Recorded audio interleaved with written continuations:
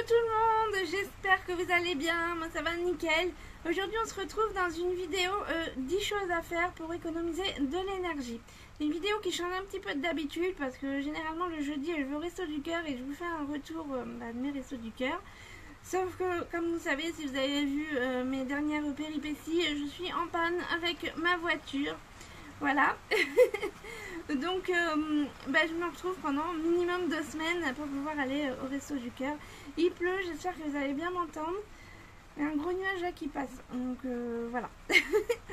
Je me suis dit que j'allais vous faire une vidéo recette. Et puis après je me suis dit comme de toute façon il y a au moins 2 semaines où j'aurai pas de voiture, je pourrais pas aller au Resto du Cœur, je me suis dit que j'allais vous faire une vidéo économie d'énergie cette semaine et la semaine prochaine une vidéo recette. Voilà, comme ça vous aurez 2 trucs différents et franchement en ce moment on est en plein dedans, on entend parler partout comment économiser le chauffage, comment économiser l'électricité, patati patata. Donc je me suis dit que j'allais vous donner mes astuces à moi perso de comment je fais, sachant que je suis en autoconsommation. Donc je le dis pour les personnes qui débarquent sur cette vidéo, bienvenue à vous et à tous les nouveaux abonnés qui n'ont peut-être pas vu toutes les vidéos.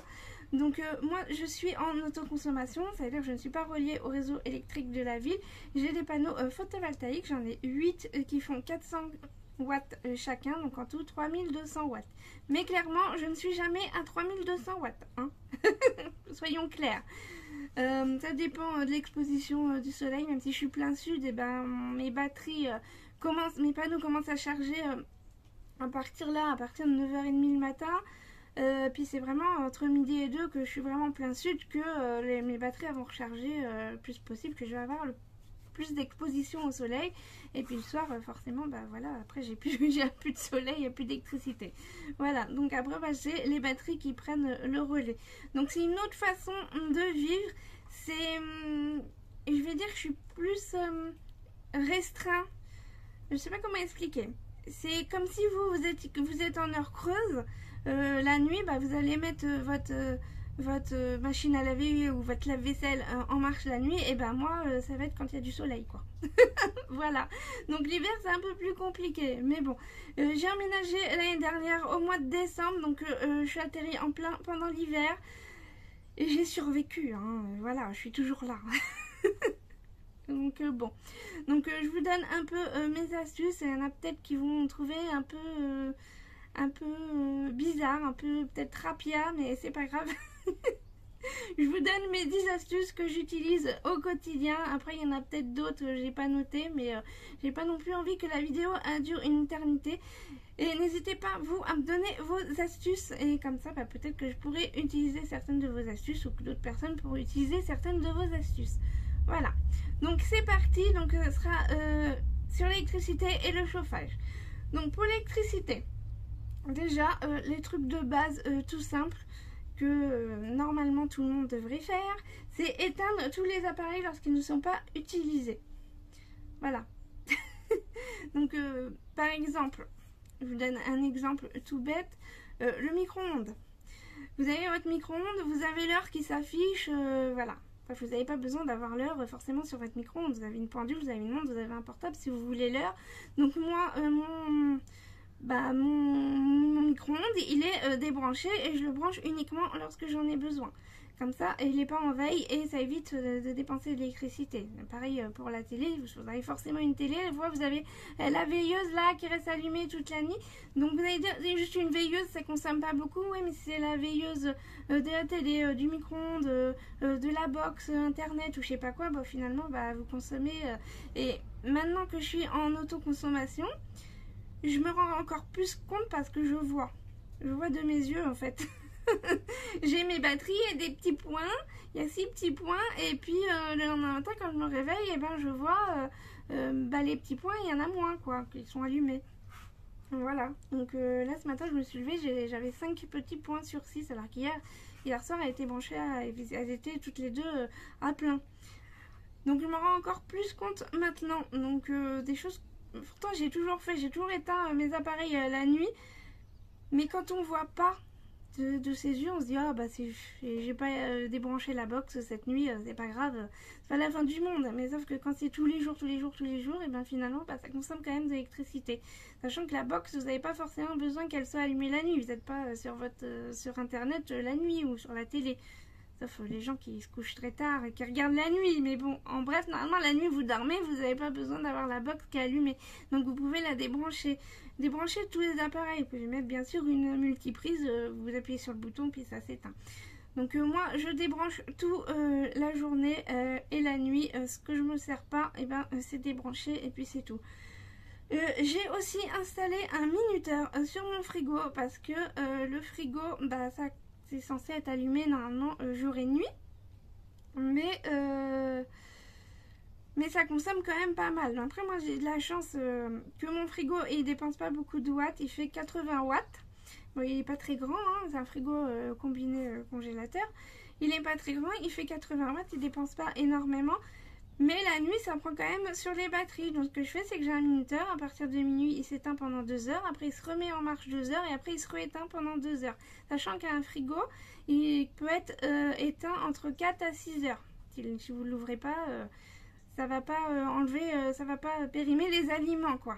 J'ai des pains de glace dans le fond du frigo, j'ai des bouteilles d'eau aussi dans ma porte de frigo. Parce que l'eau, bah, ça garde la fraîcheur. Et puis, bah, du coup, bah, quand il se remet en route, j'ai pas de déperdition de froid en fait.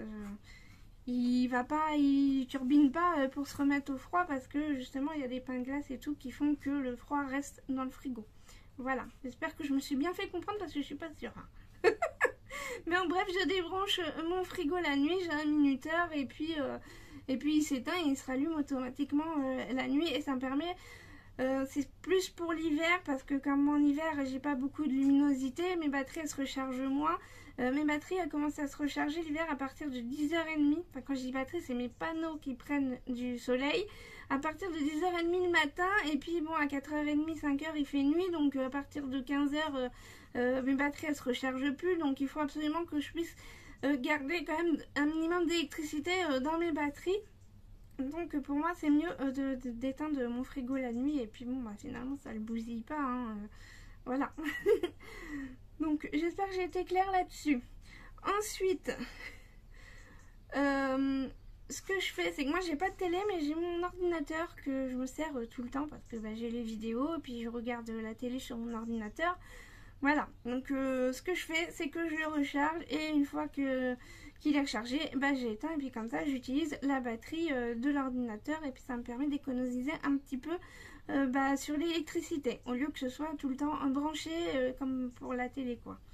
Voilà, donc c'est une petite astuce, une petite astuce de rapia peut-être, mais utiliser la batterie de l'ordinateur plutôt que ce soit branché tout le temps.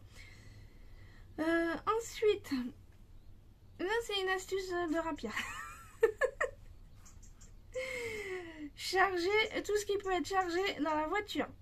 Le portable, j'ai mon enceinte Bluetooth aussi que je charge dans ma voiture. En fait, dès que je monte dans ma voiture, premier réflexe, ça va être de charger un truc.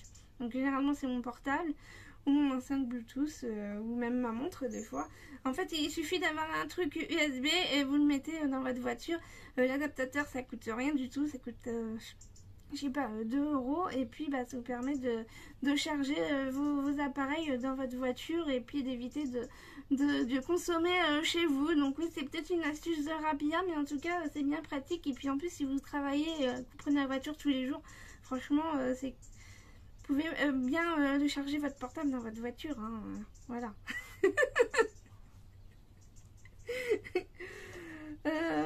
Ensuite, truc de base aussi, utiliser des ampoules basse consommation et ne pas avoir 50 ampoules. Je sais qu'il y a des trucs, des lampadaires, des trucs, des machins qui sont jolis, il y a plein de lumière et tout, sauf que bah, si vous avez un lustre avec 5 ampoules, bah, ça fait 5 fois plus d'électricité consommée, même si c'est des ampoules basse consommation. Donc bah, réfléchir à ça quand même. Je sais qu'avant j'avais un lustre, j'avais 5 ampoules dessus. Je me dis ah, c'est joli et tout, sauf qu'après quand tu vois le prix de la facture d'électricité, tu dis bon bah en fait je vais enlever les 4 autres ampoules, je vais en garder qu'une. Voilà. Donc j'avais un lustre avec 5 ampoules mais il n'y avait qu'une qui marchait. Voilà, donc bon. Ensuite, une autre astuce que j'utilise moi souvent parce que j'aime bien ça, c'est utiliser des guirlandes lumineuses et des bougies. Je sais, il y en a qui vont me dire les bougies c'est dangereux, il ne faut pas utiliser des bougies. Après, vous pouvez utiliser des bougies avec des électriques, hein, à pile, hein, voilà. Personnellement, moi ça me dérange pas d'allumer une bougie, j'ai pas peur de mettre le feu dans la maison. Après, c'est sûr que si vous mettez votre bougie à côté d'un rideau, faut réfléchir quand même. Donc, mettez un endroit où vous pouvez pas taper dedans et renverser la bougie ou que ça prenne pas feu, etc. Et bref, voilà. C'est des choses que j'aime bien utiliser. Ça fait côté cocon. C'est le soir, j'aime bien allumer des guirlandes lumineuses, allumer des bougies. Ça m'évite d'utiliser l'électricité. Je suis devant ma télé, j'ai un peu de lumière quand même. Ça met une petite ambiance sympa. C'est quelque chose que j'utilise souvent. Les piles, ça coûte pas très cher. Ça dure quand même très longtemps. Puis vous pouvez même prendre des piles rechargeables pour éviter d'acheter des piles tout le temps. Et puis c'est mieux pour la planète aussi. Voilà. Donc une astuce, utiliser des bougies et des guirlandes lumineuses. Voilà. Ensuite, un dernier pour l'électricité, faire attention lors de l'achat à la consommation de vos appareils. Ça, c'est quelque chose que je fais beaucoup maintenant, que je faisais pas avant, je me rendais pas compte, et maintenant que faut que je fasse vraiment attention à ma consommation d'électricité. À chaque fois que je dois acheter un appareil, je vais regarder combien de watts il fait. Forcément, moins il fait de watts, moins vous allez dépenser, mais après, il faut voir l'appareil que vous utilisez. Si vous utilisez acheter un radiateur qui fait 500 watts, forcément, ça va être un truc d'appoint, ça va pas être pour une grande pièce, ça va être genre pour la salle de bain ou les toilettes, j'en sais rien, une toute petite pièce, quoi. Et ça va pas chauffer de ouf non plus. Généralement, les appareils, même si c'est des outils ou quoi, ça va plus être dans les 200 watts. Machine à laver et lave-vaisselle, c'est à peu près dans les 2000 watts. J'ai dit 200 watts les appareils. Non, en général, les appareils, c'est dans les 2000 watts. Après, par contre, moi, j'ai acheté un chauffe-eau. À la base, c'est un chauffe-eau basse consommation, il fait 1500 watts. Et sauf que, en fait, il carbure à fond. Et à chaque fois que je l'allume, je peux pas le laisser allumer toute la journée, en fait, parce que sinon, il me prend toutes mes batteries. Toute ma batterie, il muse tout. Donc je l'allume entre midi et 2 quand là où j'ai le plus de soleil. Je l'allume pendant minimum 1 heure. L'hiver comme ça il chauffe à 40 degrés. Et puis après si je peux, s'il y a beaucoup de soleil ou quoi, comme hier il y avait beaucoup de soleil, je le mets jusqu'à 80 degrés. Et je sais comme ça que j'ai de l'eau pendant 2 jours, voire 3 jours. Après le 3e jour généralement elle est tiède. Voilà, donc c'est une façon de voir les choses et une autre façon de vivre, hein, je vous ai dit. Mais je me rends compte qu'en fait le chauffe-eau ça consomme énormément. Donc vous, le mieux c'est de le mettre vraiment au minimum, genre pour pouvoir vous laver à 30 degrés ou 37 degrés. Ne dépassez pas les 40 degrés parce que plus vous allez mettre l'eau chaude, plus vous allez dépenser d'électricité, hein, forcément. Voilà. Ensuite, pour ce qui est du chauffage. Alors, un truc de base aussi, ça va être simplement de cuisiner. Vous allez cuisiner, vous allez allumer votre four, et vous allez générer de la chaleur et ça va faire de la chaleur dans votre maison. Voilà. Bien sûr, il faut que votre maison elle soit quand même bien isolée, un minimum. Je dis ça, ma maison elle n'est pas bien isolée, mais voilà. Cuisiner, ça apporte de la chaleur, ça va me faire monter la température de la maison. Et puis voilà. Donc moi ce que je fais quand j'utilise le four, c'est que je le débranche parce qu'il y a des fours électriques comme le mien. En fait, il y a un ventilateur qui se met en route une fois qu'on a éteint le four pour refroidir le four. Donc moi je le débranche et j'entrouvre la porte de mon four comme ça, la chaleur elle sort et puis ça va dans ma maison, puis ça me chauffe ma maison. Voilà. Ensuite, alors ça vous allez me dire là c'est un truc de rapia. Je garde l'eau chaude dans ma baignoire quand je prends ma douche ou mon bain. Parce que ça dégage de la chaleur, hein, l'eau est un convecteur de chaleur. Donc oui, vous allez me dire c'est apporte de l'humidité. Sachant que moi je prends ma douche généralement le soir en fin d'après-midi. Comme ça après je me fais à manger, je mange et puis je fais ma vie quoi. Donc du coup ça me chauffe ma maison et le lendemain matin de toute façon la première chose que je fais c'est d'ouvrir mes fenêtres, d'aérer, etc. Donc normalement il n'y a pas de moisissure. Donc je fais ça et après ce que je fais c'est que je garde l'eau de mon bain et je m'en sers pour mettre dans la cuvette de mes toilettes. Comme ça me fait des économies d'eau. Je fais ça depuis cet été parce que avec la canicule qu'il y a eu et tous les chiens que j'ai gardés, j'ai dépensé énormément d'eau. Je précise que je suis en création de pension canine. Voilà, pour ceux qui viennent d'arriver. Donc cet été, j'ai gardé beaucoup de chiens et avec la canicule, j'ai dépensé beaucoup d'eau. Et même moi, j'ai énormément bu, je bois l'eau du robinet. Donc je me suis dit, il faut que j'économise l'eau. Donc ce que je fais, c'est que je garde l'eau de mon bain, comme ça me chauffe ma maison. Et en même temps, je garde l'eau, et puis avec un saladier, je le mets directement dans la cuvette de toilette, comme ça, enfin dans le réservoir des toilettes. Et puis comme ça, ça m'évite de dépenser de l'eau de la ville, quoi. Et voilà. Donc, bon, ma baignoire elle est juste à côté de mes toilettes, donc c'est pas très compliqué pour moi aussi, hein. Forcément, si vous devez faire 15 km pour mettre de l'eau dans votre cuve de toilette, c'est peut-être pas l'idéal, mais bon, voilà, c'est ce que je fais moi. Ensuite, tout le monde ne peut pas faire cette astuce, mais ça va être d'avoir une véranda ou une serre et poser plein sud, parce que je me rends compte, moi, avec ma véranda serre, ma véranda en plexiglas, qu'il fait plus chaud dans ma véranda que dans ma maison, mais clairement. C'est pour ça que je suis très souvent ici. Déjà, il y a une bonne luminosité et il fait souvent plus chaud ici. Et ce que je fais, c'est que j'ouvre la porte et ma fenêtre, et puis la chaleur rentre dans ma maison. Voilà. Donc, si vous pouvez, si vous avez l'occasion ou quoi, tout le monde ne peut pas avoir cette astuce, hein, c'est clair. Mais si vous êtes propriétaire et vous avez l'occasion de pouvoir mettre une serre ou une véranda plein sud de votre maison, qu'il y a une fenêtre quand même pour rentrer la chaleur, et ben faites-le, vous allez voir que vraiment vous allez sentir la différence, hein, mais vraiment. Ensuite, dernière astuce, ça va être de mettre des joints aux fenêtres et de mettre des rideaux à vos fenêtres. L'année dernière, en fait, quand je suis arrivée, les fenêtres, et moi j'ai des fenêtres en bois, hein, toutes pourries là, à l'ancienne. Déjà, quand j'ai acheté la maison, cette fenêtre là, elle était cassée, il a fallu que je change les vitres, et c'est du simple vitrage. C'est pas l'idéal, mais bon, je verrai plus tard pour changer les fenêtres, faire l'isolation, etc. Ma maison est quand même un peu isolée, mais c'est pas une super isolation de ouf, hein, mais bon. Ce que j'ai fait, c'est que je sentais énormément d'air qui passait autour de mes fenêtres, donc j'ai tout simplement mis un joint et ça a fait déjà toute la différence. Mais vraiment, je passais ma main comme ça, je sentais vraiment l'air. Et maintenant que j'ai mis le joint, en plus j'ai pris du joint pas cher, que 1,50 € parce que le joint en caoutchouc là, il passait pas à mes fenêtres, donc j'étais obligée de mettre un joint mousse. C'est 1,50 €, mais franchement ça a vraiment fait la différence et plus d'air du tout qui passe là. Il y en a peut-être, mais en tout cas je le sens pas, ça me fait pas un grand courant d'air comme au début. Voilà. Et ensuite j'ai pour mon anniversaire j'ai eu des rideaux. Bon, c'est des rideaux occultants, c'est pas des rideaux thermiques, mais ça fait quand même la différence parce que ça coupe un minimum du vent, du froid. Voilà. Donc petite astuce. Bon, si vous avez des volets, bien sûr fermez vos volets. Si vous pouvez mettre des rideaux thermiques, mettez des rideaux thermiques, ce sera peut-être mieux.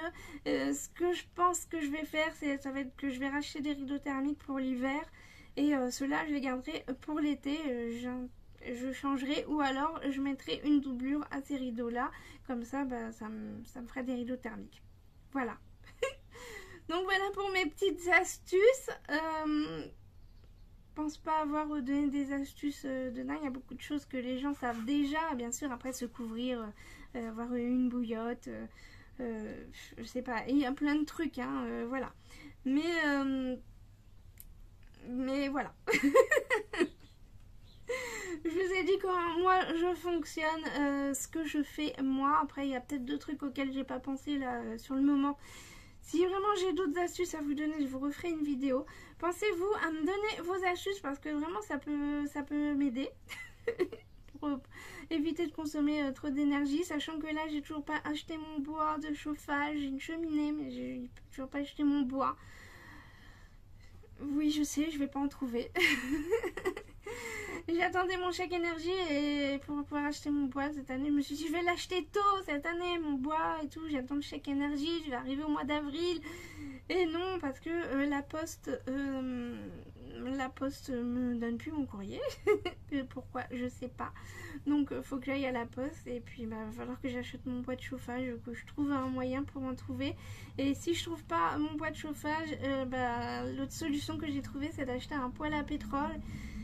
Mais clairement j'ai fait le calcul, le poêle à pétrole ça coûte 130 € et le bidon ça a énormément augmenté.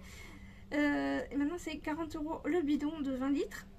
Alors qu'avant quand j'étais dans l'ancienne maison, on m'avait prêté un poêle à pétrole et c'était 22 € le bidon de 20 litres. Donc là de 22 € c'est passé à 40 €. Donc oui ça fait mal. Mais bon, si j'ai pas le choix pour pouvoir me chauffer, tant pis, je ferai comme ça et puis c'est tout. Je vais me débrouiller. Hein. Bon, heureusement que je suis pas frileuse. Hein. Bon, bref, j'arrête de papoter et puis j'espère que la vidéo vous aura plu. Pensez à liker, pensez à vous abonner si c'est pas fait et que la chaîne vous plaît. Pensez à me donner vos astuces et puis je vous dis à dimanche pour une nouvelle vidéo. Allez, bye!